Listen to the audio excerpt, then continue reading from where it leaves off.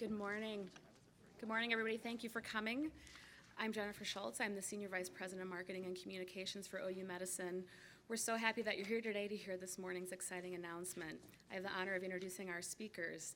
First on deck is Dr. Robert Mannel, Director of the Stephenson Cancer Center, and he is going to announce our big news. Dr. Mannel? Thank you, Jennifer. Hey, it's great to be here this morning. Before we get started, I've been given the duty to announce or recognize some of our leading guests here today. Of course, Peggy and Charles Stevenson and several of their family members are here today. OU, and we can hold applause until I get through it all, so we can move on. OU Interim President Dr. Joseph Harris Jr., he's with us today. One of my colleagues and partners in crime, Dr. Camille Gunderson. She's an gynecologic oncology clinic medical director. One of our patients here at the Stephenson Cancer Center, Susan Lawrence. I'm also pleased to welcome in the audience today, Chairman of our OU Medicine, Mike Samus, President and Chief Executive Officer of OU Medicine, Chuck Spicer, OU Health Science Center Provost, Jason Sanders, Chairman of the University Hospital Authority and Trust, Randy Williams Jr., Dean of OU College of Medicine, Dr. John Zubialdi, Chief Executive Officer of the University Hospitals Authority and Trust, Randy Dow, Executive Director of the Tobacco Settlement Endowment Trust, TSET, Julie Bisbee, President and Chief Executive Officer of the Greater Oklahoma City Chamber of Commerce, Roy Williams, Chairs of the Stephenson Cancer Center Leadership Council, Jim and Christy Everest, and from the Oklahoma Legislature, we welcome Representative A.J. Pittman, Cynthia Rowe, and Marilyn Stark. We also have several OU executive officers, deans, faculty, staff, students, alumni, and patients who are in attendance this morning. So thank you all for being here.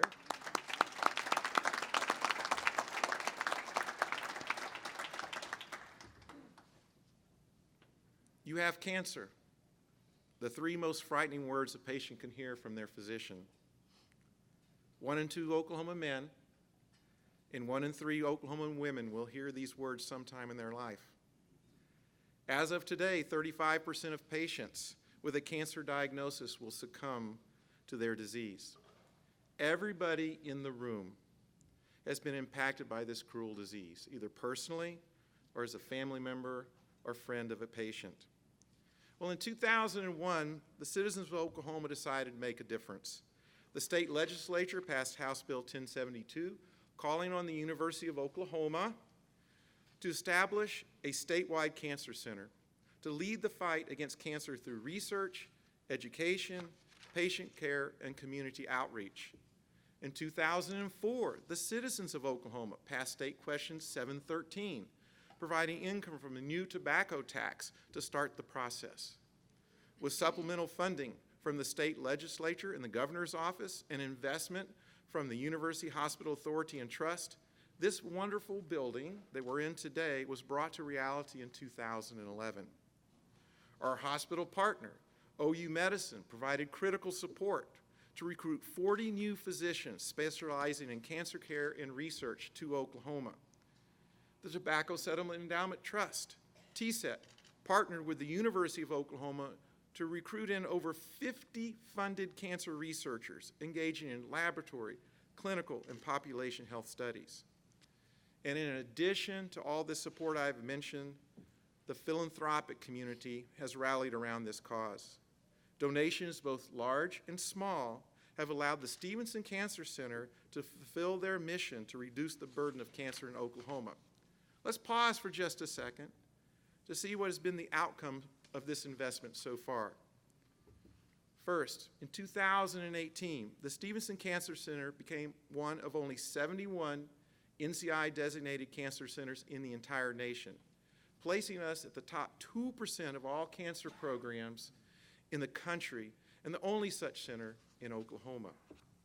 Secondly, the Stephenson Cancer Center has become a world leader in cancer clinical research. The largest clinical trials network for cancer in the world is the NCI-sponsored National Clinical Trials Network. Now, this network represents over 2,200 institutions, not only in the United States, but in Canada, Europe, Asia, and Australia as well. Over the past 6 years, nearly 100,000 cancer patients have participated on treatment trials through this network. And the Stephenson Cancer Center, right here in Oklahoma, ranked #1 in the entire network of those 2,200 institutions for patient accrual during this time. Yeah, that deserves applause.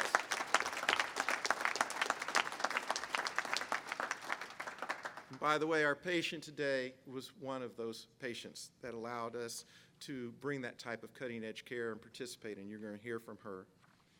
This commitment has resulted in our institution receiving this prestigious NCI Lead Academic Participating Site designation, one of only 32 such centers in the entire nation, along with the largest NCI-sponsored clinical trials grant to an institution in NCI history, $11 million over 5 years, beginning in 2019.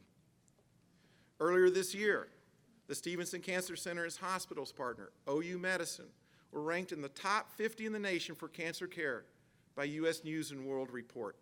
This is the first time any adult medical service has received this prestigious award in the state of Oklahoma. Another outcome. Our 130 member investigators are currently working on more than 250 cancer research projects, supported by almost $60 million in research funding from the NIH, the American Cancer Society, and others. We serve as a major source of biomedical discovery into the nature of cancer and the development of new and more effective treatments. That brings us to today, because we haven't reached the end of our journey. We're still on that journey. And today, I'm truly honored to be able to announce another generous gift from Peggy and Charles Stevenson. Peggy and Charles have been longtime supporters of the Stephenson Cancer Center through personal gifts and contributions from the Stevenson Family Foundation. This morning, I'm pleased to announce they have committed to providing $20 million to support the Stephenson Cancer Center and ultimately enhance and solidify our impact and reputation as one of the nation's leading cancer centers.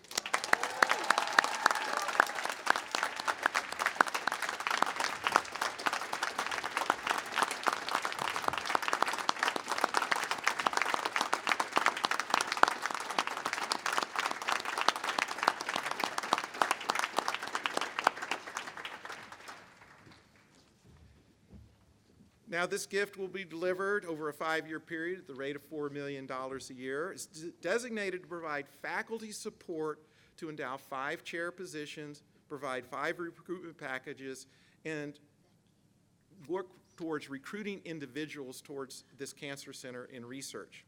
The funds will also provide for renovation within our university's biomedical sciences building to create world-class laboratories for these researchers to do their work in. Now, as you are aware, most of you, this generous gift will go miles towards us achieving the next level of excellence, because there's always that next level. And that's the important designation of Comprehensive Cancer Center within the NCI network. Comprehensive centers demonstrated added depth and breadth to their research, as well as substantial transdisciplinary research that bridges across different scientific disciplines, and importantly, impacts the community, and our community is the state of Oklahoma. The Stevenson's gift accelerates our pursuit for cancer breakthrough, for providing funding towards our comprehensive research program. You know, donations like this accelerate our healthcare system's ability to bring more leading cancer therapy from bench to bedside, and you're going to hear about some of that today. Thanks to gifts such as this, Stephenson Cancer Center's researchers are able to advance cancer care by continually unlocking cancer's most difficult questions. And together, this community I spoke of, the state government, our hospital leadership, TSAT, our philanthropic community, and our university, together we're working towards the day when our patients no longer have to fear the words, "You have cancer." Thank you, Peggy and Charles. I would like to introduce, and please join me in welcoming Interim University of Oklahoma President Joe Harris.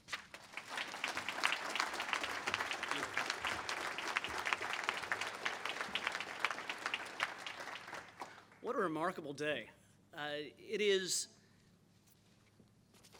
stunning when you think about our mission. And at every time that I have a chance to speak, I reflect on what we do as a university. This idea that we create knowledge, that we transmit to the next generation, knowledge that can make them leaders in their fields, that we serve society and that we heal patients.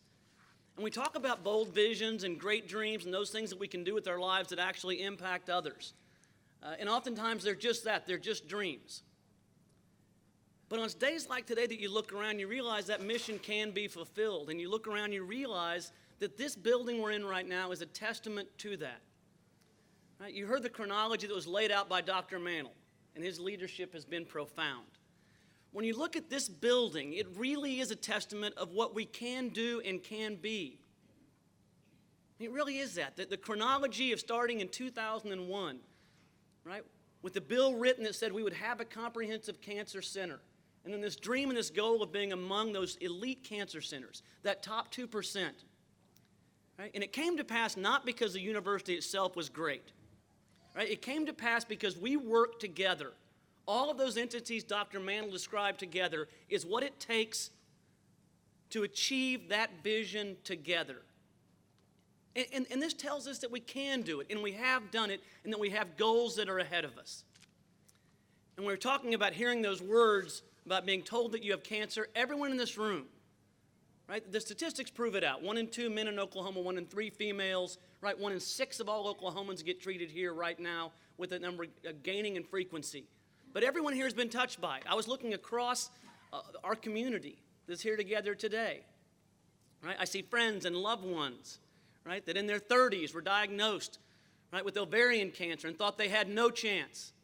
I was talking to a first cousin's son just 2 weeks ago, also treated here, who just finished his last round of chemo, also in his 30s, with pancreatic cancer, right?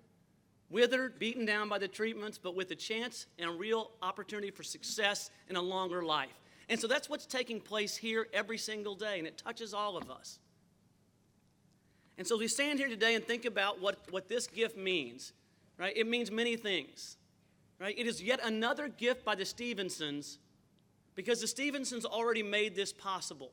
They were part of the partnership that made this entire building and what takes place in it possible. And a lot of folks would take the naming of a building and go with that. But that certainly isn't who the Stevensons are. They keep giving and building and loving and caring. And when we talk about gifts that are given like this, what we're really talking about are heroes.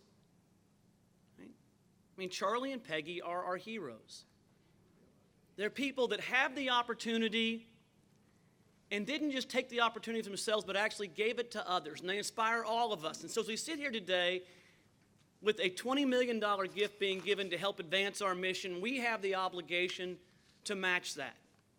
We have the obligation to tell the Stevensons that we not only are we appreciative of them, and we won't just say thank you to them, but we will also reach out and say we will match that and continue to do better. And so today, with leadership by Guy Patton, who will guarantee we can do this, and all of those involved, we pledge ourselves to take this $20 million gift and to match that gift with a fundraising campaign to gain another $20 million to create a $40 million impact overall. And that's absolutely right.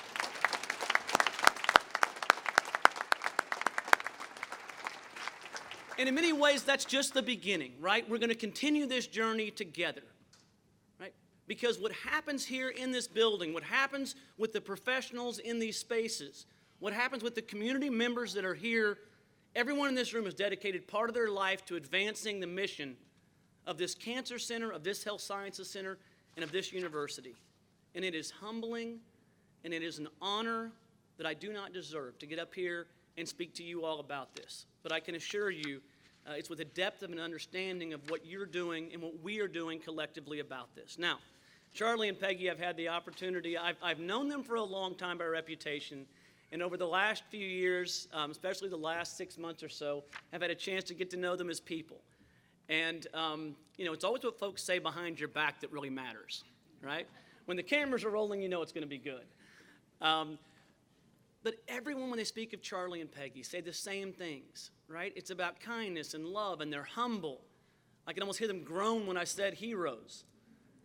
We probably did hear them groan, right? But they do. They inspire us. We look across the university's campuses, and it is, of course, the Stephenson Cancer Center, and it is the Stevenson Research and Technology Center. And just a few weeks ago, we commemorated a new building which houses the Stevenson School of Biomedical Engineering. The mark they are leaving on us is one not just of name, but impact and also challenge. I love it. They are from Antlers, Oklahoma, right? Southeast Oklahoma, and they have been married for 62 years, which is a heck of a start. They were high school sweethearts. Charlie attended OU, earned a degree in petroleum engineering, where he obviously had an incredible impact. And as a senior, he and Peggy were married. Charlie was in the U.S. Army, served as an officer. He has led multiple oil and gas companies, has co-founded a number of them. Peggy serves as executive director of the Stevenson Family Foundation. I was thrilled to hear she was bringing the next 2 generations on board. We have the grandchildren that are here that are making an impression. We love hearing that sound. It sounds beautiful. And Peggy is someone that is often found here, visiting with patients, praying with patients here at the Stephenson Cancer Center, sharing handwritten notes with the students of the Stevenson School of Biomedical Engineering, or in Tulsa, raising money for women to have better access to breast cancer screening. It is my distinct honor. Let's all please welcome Charlie and Peggy Stevenson.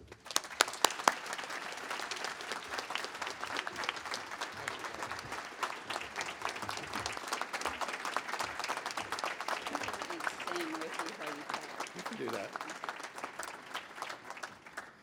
Well, I really wish I knew who we was talking about. Let's talk about, they wanted us to speak a little bit about why we're giving to this. And this is a gift that almost never happened.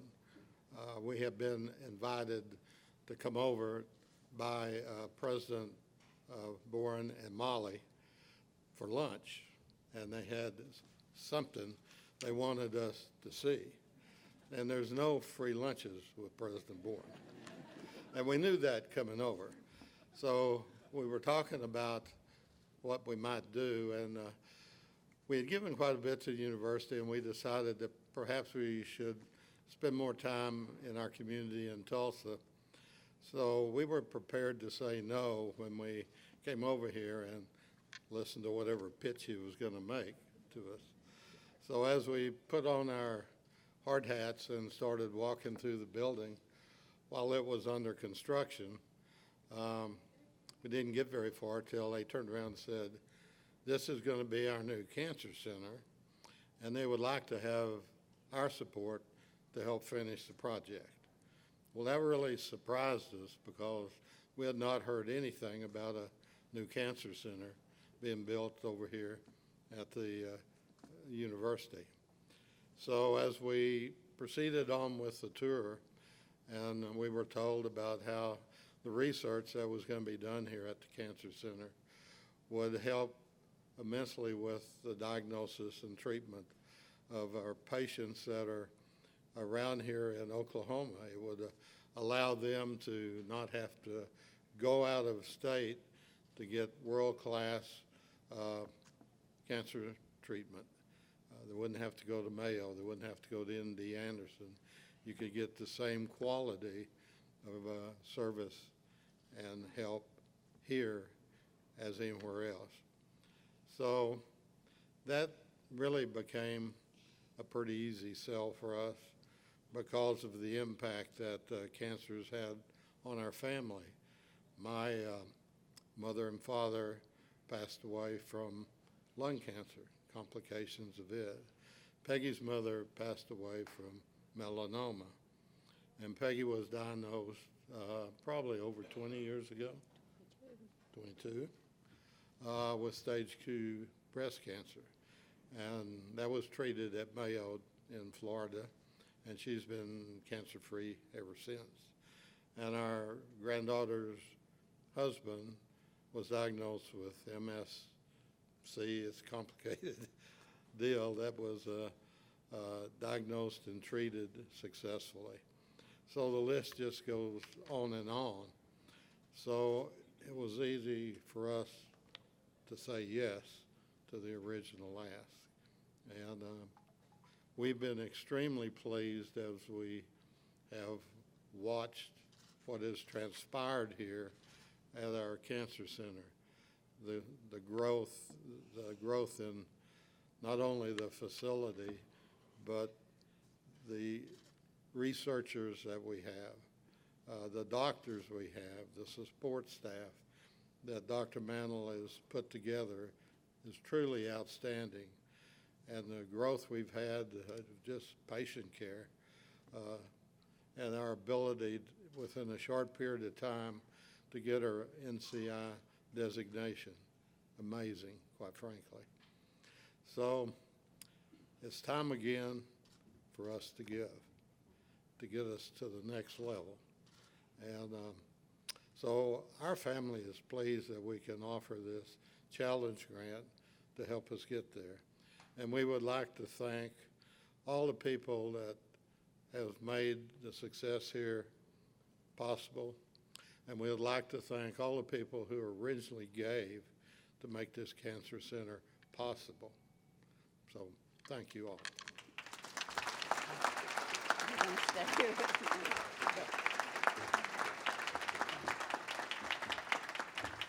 Thank you.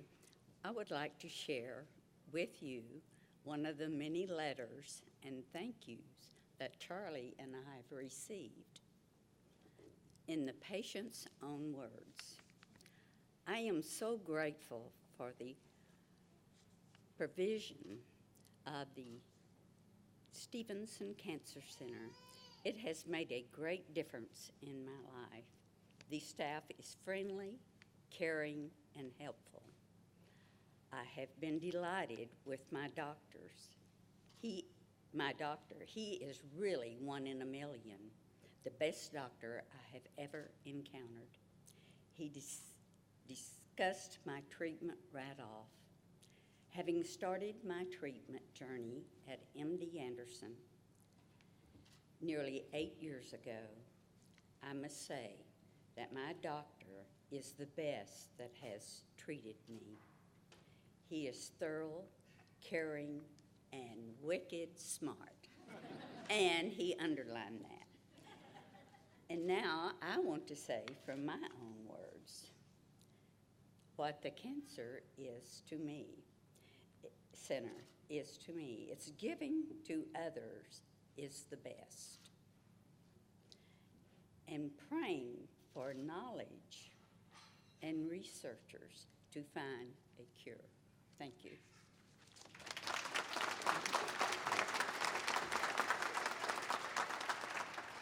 Just one other comment.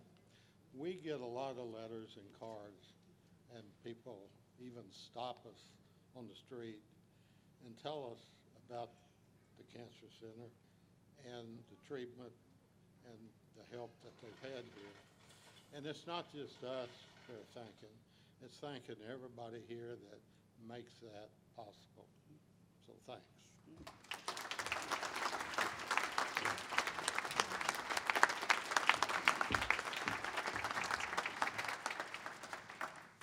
Thank you, Peggy and Charlie. You are such an inspiration. Next, Dr. Camille Gunderson will give us some insight into how this gift really affects our program at Stevenson Cancer Center.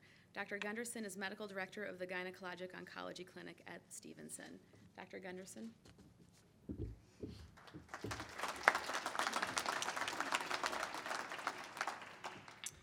Good morning, and thank you, Jennifer. At Stevenson Cancer Center, researchers are dedicated to finding new cures for cancer. Thanks to generous gifts such as this, we are doing just that by implementing a bench-to-bedside formula.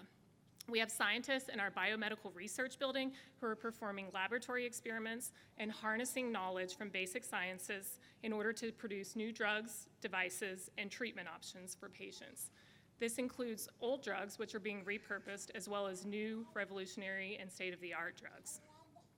This research starts in test tubes in animals, but often translates to clinical research, which involves people, just like you and me.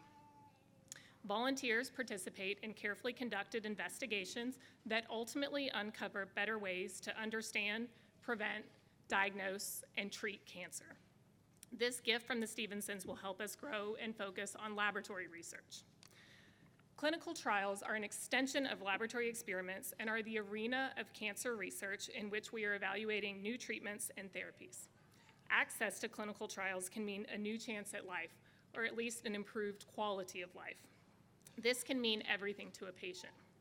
At Stephenson Cancer Center, our patients have opportunities to participate in phase 1, 2, and 3 clinical trials that they may not otherwise be able to access anywhere in the state, region, or even in the country. Cancer care is not limited to the brick and mortar of Stephenson Cancer Center. Our patients are our driving force. Being able to offer these patients more hope is why we each come to work every day.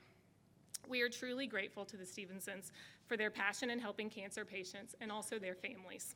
A gift such as this supports the research and patient care occurring in OU Medicine's facilities here in Oklahoma City, as well as all across the state. I would now like to introduce a special guest, someone who represents why each of us is here. Susan Lawrence is currently treating on a clinical trial. She was diagnosed with stage 4 uterine cancer back in 2015. She was sent to Stevenson to treat by her local OBGYN. She has been a patient of both Dr. Mannel and Dr. Richardson. Susan has generously agreed to share her story with us here today. So please, everyone, give Susan a warm welcome.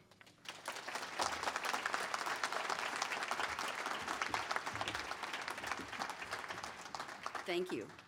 I am Susan Lawrence, and I just realized that I have the wrong date for my cancer here. I had 2014, so it's 2015. Oh, well. That's what chemo does to you. As she said, I was diagnosed with stage 4 uterine endometrial cancer. And needless to say, I realized right away that life was going to be kind of grim for me. And there were a lot of details about it until the article that was written by April. Until I read that, I was even unaware of some of the details. But that is not to say that my doctor, Dr. Mannel, did not, in a very pragmatic, but compassionate way, tell me what was ahead for me, and I got a pretty clear picture of what was going to happen. Right now, before I say anything more about myself, I want to talk about the role of being a caregiver, because actually I have done both. Many years ago, I married a man, and within just a few months of that marriage, he was diagnosed with a cancer that started in the floor of his mouth, adenocystic carcinoma, I'll never forget it. Started in the floor of his mouth, went up his jaw, entered his brain through an aperture in the brain called the foramen ovale, and then went on to wreak the damage that cancers have a way of doing. I only say this by way of telling you, I have no idea what the name of my cancer is. I haven't a clue. My caregiver kept all of those notes, and it is on a spreadsheet somewhere at home in a file. I could have looked it up, but I wanted to make a point today that there is nothing as valuable as having a compassionate, loving, caring person there in the room with you when you are getting news that is life-changing.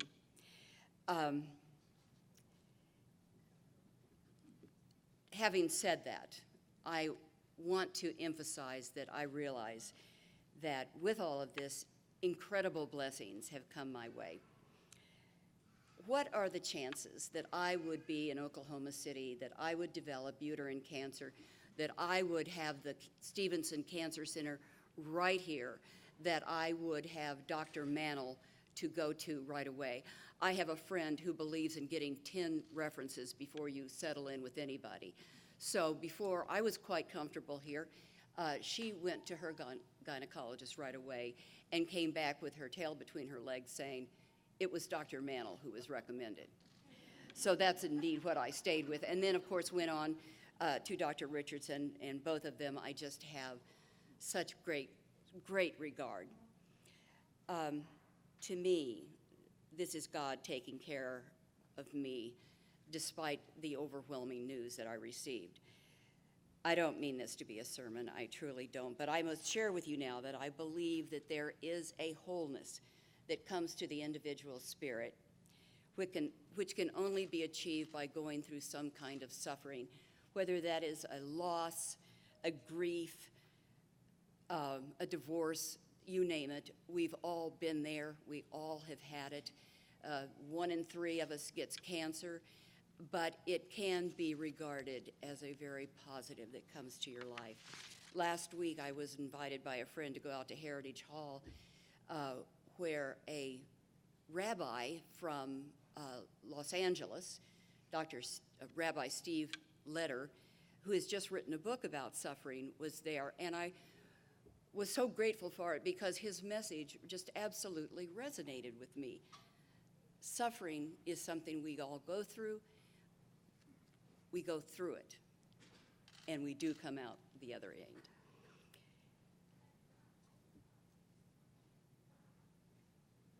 The thing that it impressed on me the most is that I intend to live. I intend to live. And I don't mean the kind of getting out of bed in the morning, fixing yourself a cup of coffee, putting one foot in front of the other, just grateful for another day. For sure, I am grateful for another day. But I now live. I mean, anything that was on my bucket list, honey, I'm doing it. And that does not include jumping out of an airplane. Oh. But travel was huge to me. And travel I have done, certainly internationally, but also the kind of travel that includes long weekends to my home, my small hometown in southern Indiana, where I am strengthening the bonds of being with family. You could say that all of my thinking, all of my ideas, all of my goals have shifted. The things that were important to me before, in many cases, no longer are. I've got a new perspective. I now spend my money and my time differently. I have a favorite saying, is attributed to Georgia O'Keeffe, the artist. I'm sure most of you knew it. I decided to start anew, to strip away what I had been taught and to accept my own thinking. That's right. That's what I decided to do. And not that my own thinking always got me in the right place, but I began to have confidence in myself. And, well, I'm not going to say that. At any rate, the tumor in my brain was treated successfully with the gamma knife procedure. But the lesions on my spine that metastasized to my spine caused me to lose my ability to walk. They were successfully shrunk by radiation, and then I spent many months relearning how to walk. That's fun when you're in your late 60s and your grandchildren are doing better at something than you are. I was referred to the clinical trial that had just become available. I think I was one of the first few. I'm not sure about that, but I think I was. The idea of the trial excited me. To think that my participation was not only going to better my future, but that it was going to cause the future of countless others to completely turn around. I mean, that is an incredibly powerful, heart-wrenching thing, and I'm sure that all of you can wrap your arms around that and you understand what I'm saying. It is a humbling thing to be on this stage with these people who have committed their lives, their goals, their education, their teaching, their money toward people like me. I am cognizant of that, and I am so very, very grateful of it. I want to extend my overflowing gratitude to my doctors, the nurses, for sure, the staff at all levels, to Bill, who delivers the coffee and the food and always has a welcome word for me. I mean, I look for him when I come. He always makes me feel better.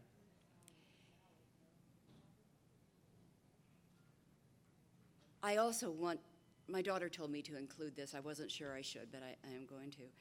On the very first day that I came, when I knew I was going to have treatment and I was going to be told what kind of treatment, I was sitting there, I'm sure, looking like a deer in the headlights, and a woman came up to me, put her hand on my shoulder, and said, "You're going to be okay. This place really takes care of you." That was a very affirming thing to say. So I have to tell you that now, when I wander through the lobbies, when I come in and I have a day here and I look out at faces that have that same look, or they're just sad,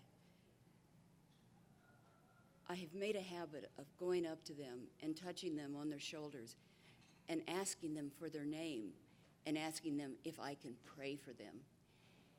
If you ever have the opportunity to do that for somebody else, I really encourage you to do it. Your day will be better than theirs will, I assure you. And I have to mention the Stevensons. Kind of a funny story. I have sat here in this cafeteria, if you want to call it that, and many times while they were brewing up my infusion, and had some lunch, and sat there and looked at that portrait on the wall, thinking, I wonder what those people are like. I wonder if they really look like that. And they do. They truly, truly do. And look what an impact they have had on my lives. I mean, what they've done has rolled down and down and down until it comes to me. And I am so grateful for it. And I am excited about my future. I am full of hope for my future. And I'm going to end with this, that to give you an example of how very excited I am, and knowing that God has fulfilled me and is taking me to all levels, I just bought a puppy.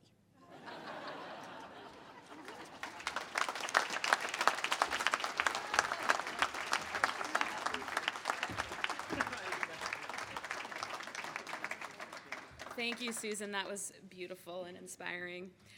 We want to invite everybody to stay and celebrate. So everyone in the room is invited. We have refreshments, so please stay and enjoy. We do have opportunities for interviews for our media friends afterwards. So if you want to come up to the stage, the media relations team, we have Keisha Keith from the University of Oklahoma and April Sandifer from OU Medicine. So we'll have Peggy and Charlie and President Harris over on this side, and then we'll have Susan and Drs. Mannel and Gunderson over on this side if you'd like an interview. So this concludes our program. Thanks again.